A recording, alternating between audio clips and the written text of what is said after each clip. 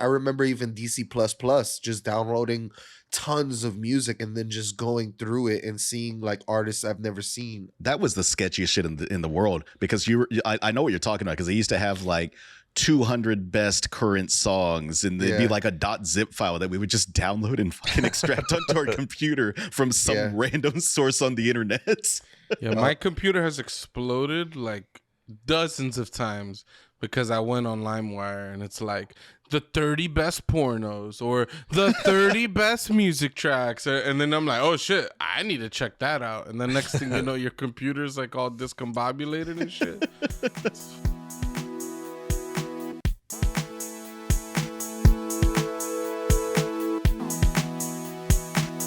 On the lighter side of conversations, how do you find new music nowadays? I mean, before we used to listen to radio and all that shit, but what's the way to do it now? How do you guys find it? Is it a playlist? My oldest, well, not oldest, but my more recent in the past like 10 years, 12 years, the YouTube algorithm has never really failed me in finding music that is either a like to what I like or recommending me new music. I don't even use the YouTube music app. I don't like the way it's designed. I would rather find music on regular YouTube. It's how I found Crumb, how I found Playboy Cardi. No, actually, yeah, Playboy Cardi. I found a lot of my favorite artists, Gucci Mane, through YouTube. Was Gucci Mane on YouTube back in the days? Was there YouTube back that far back? Yeah, I think it was 08 or something like that, or something like some 09, 2000, something like that. I think YouTube came out in 06. I know Soulja Boy put YouTube on the map. Yeah, so it's been around for a long time. And have my account since way back then. So I'm subscribed to a whole bunch of music pages and stuff like that. I found the artist named Deco. I find a lot of like pushing the... So my problem with it, right? We spoke a little bit off camera, but my problem with it is that you're following a wave of music now. You're never going to find new artists or different type of genre of music, because all you're doing, all that algorithm does is just find music that you love already. So you constantly listen to the same shit. You're never going to get out of this wave. So like, no, what do you know? No, because that's only if you listen. That's only if you choose to listen to the same music. What if one day you're feeling like you want to listen to jazz, like a whole bunch of instruments thrown down the stairs? You start to hit the jazz algorithms, and then it starts recommending you jazz music on top of whatever algorithms you have there. You know what I mean? An orchestra thrown down some stairs. I mean, but what Tony's saying though is ultimately, the more music you listen to, the algorithm's gonna say, oh, this person, tends to click more on hip hop videos than other videos. They're gonna start recommending more hip hop to you as a consequence. And it's hard to know if you're now listening to more hip hop because you chose to, or because that's what the algorithm's feeding you. Like, for example, like to answer the question, the way I tend to discover music is, on Spotify every week, I get a new playlist, Discover Weekly. They hit me with a bunch of tracks, sometimes by some artists that I've heard, but 95% of the music is artists I've never listened to. And it's just a bunch of random songs. And usually I'll like 2 to 3 songs a week out of this 40-song playlist. I would enjoy a lot of it, but I would actually click like and maybe follow an artist off of it. But one of the problems with this shit is that, like, I'll listen to one song that's instrumental, that's just an instrumental, and then next thing you know, I got 30 instrumentals on my Discover Weekly, and I'm like, bro, I need some lyrics in my life too, like, and it becomes difficult to kind of step out of that box that the algorithm puts you in. For me, what I've been doing is I look at all the playlists that Spotify be making. I'll be looking at the top hip hop, the top R&B, the top rock. Like, you know, they got all these playlists that they create, and like I try to find music like that as well. The problem with all that top shit is only popular artists. So it's like it's difficult to find new artists where you're not at the whim of the algorithm. Unfortunately, for me, it's difficult. Yeah, because I mean, I am curious, like, people obviously still listen to the radio, right? Like someone still listens to the radio. I've never met it. I don't know any people that I know personally that still listen to the radio, but someone has to because it still exists. But but the music has changed. That's how we used to find new music back in the day. You'd wait for the countdown, or we'd watch like the MTV and see what shit they were premiering and whatnot. 106 in Park. Like I only listen to all the different like TV shows that the music shows back in the day. But it's got to be like TikTok. I bet TikTok is such a new source, like a source of new music for people. TikTok is a source for catchy little things they can do in the video with the music, right? Like that. I don't even want to try to attempt to sing the song, but it's that one song that's kind of like gibberish, but it has words. Which one is that one? Can you try to sing it a little bit? No, I'm not going to. But it's that. You were really excited to sing last week. But radio, I listen to radio only for one thing, for the Breakfast Club in the morning, just to listen to bullshit that they say. Other than that, I don't touch the radio at all. It's Spotify or YouTube all day, every day. Discover. But don't they play music on the Breakfast Club as well? Yeah, but I usually just like if you watch their YouTube videos, it just looks like a pure like talking podcast. But I think the radio show is a bit longer, and in between they have little breaks where they play music for you, right? Like that's DJ Envy's. He's a fucking DJ, right? Like he has his hour where he plays music or whatever. But usually it goes into like commercial shits. So I just kind of just lower it until I hear them again, then I turn it back on. But other than that, it's Spotify. And what I've found a technique to listen to new music without having that Aggo just fucking give me too much. On Spotify, after you go to Discover Weekly, I just start clicking the artist. I'll type in the artist, I'll just listen to him, and then I'll back out, go to another artist. So that weekly shit doesn't give me a bombardment of the same fucking bullshit. Yeah, but you're only listening to them because the algorithm gave it to you. The Discover Weekly it gives you a bunch of different, it doesn't give you one genre. Yeah, no, they give you songs, and then you're saying, let me listen to this artist now. But you're only listening to the artist because the algorithm gave you that song. Yeah, it hints it. Yeah. But like what you said earlier. Even Spotify has a whole Discover section where you could say, discover albums that came out this week, or this is new music that we think you'll like that just dropped. But it's all like what they think I'll like. So even trying to find things in them, it'll be like, because you listen to Yeet, these are 3 artists that just drop albums this week. Maybe you'll like them too. And it's like, yeah, but like, how do it just feels so weird because I feel like they're putting us in a bubble. Yeah, you just have to find ways out of the bubble. Like I found Discords that have good music available for download or links.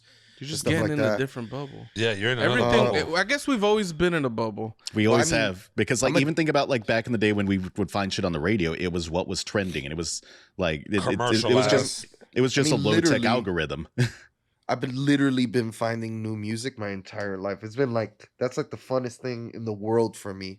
I'm like finding all these artists and looking them up, BitTorrent sites. It's just depends on what time of the year we're talking about.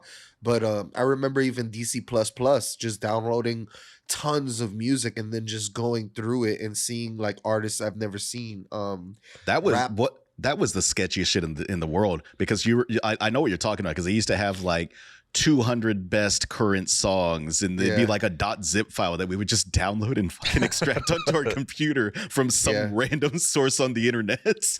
Yeah, my computer has exploded like dozens of times because I went on LimeWire and it's like the 30 best pornos or the 30 best music tracks. And then I'm like, oh shit, I need to check that out. And the next thing you know, your computer's like all discombobulated and shit.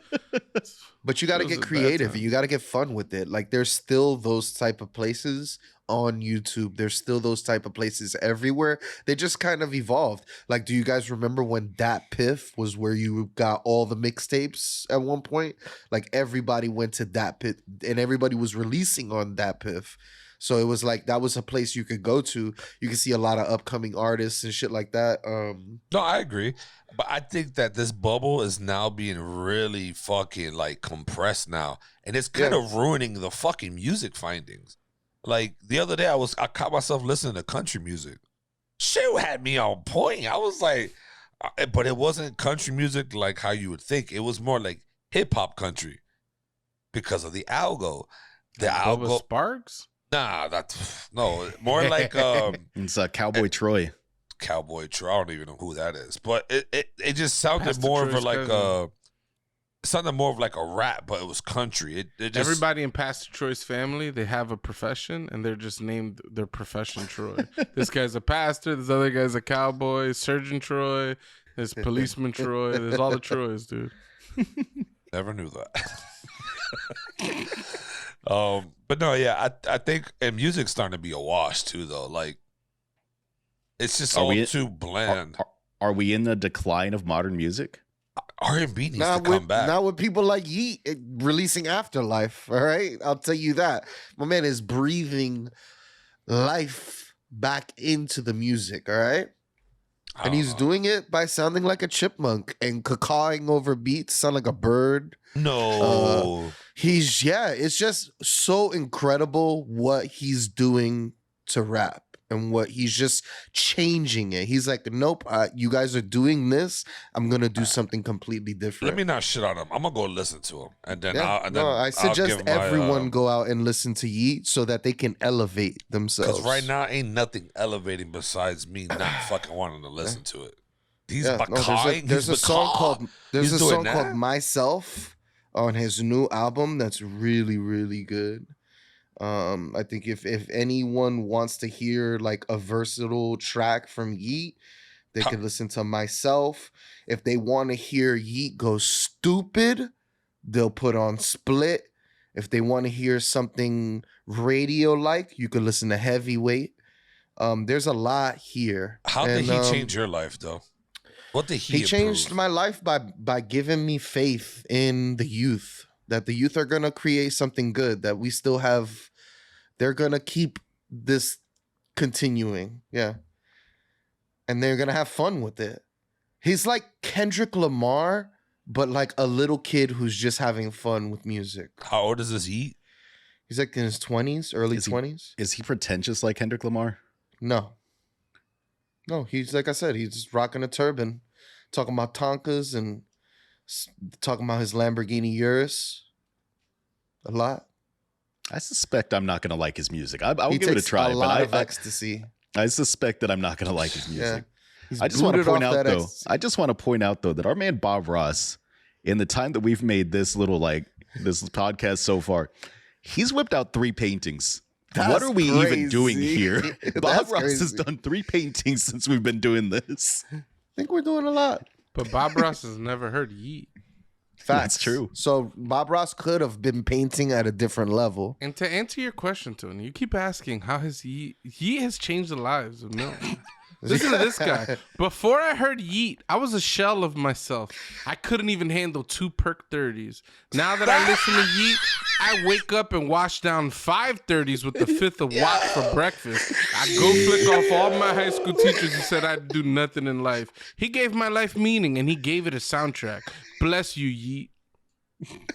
Look at how he's touching the lives of these people. You don't see that with any other artist. Oh my God. Yo, look at this one.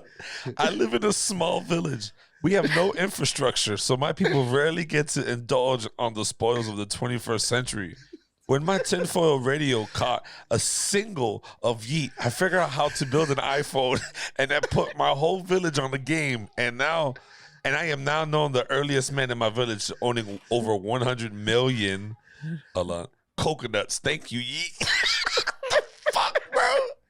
Yo, I'm a 23-year-old man from South Sudan. I have spent most of my life in a continuous war. It was a normal day 2 weeks ago as I was fighting. Then the Sudanese fighters played this absolute masterpiece. We then put all our guns down and danced to the lyrical masterpiece. Thank you, Yeet. For peace, this song changed my life.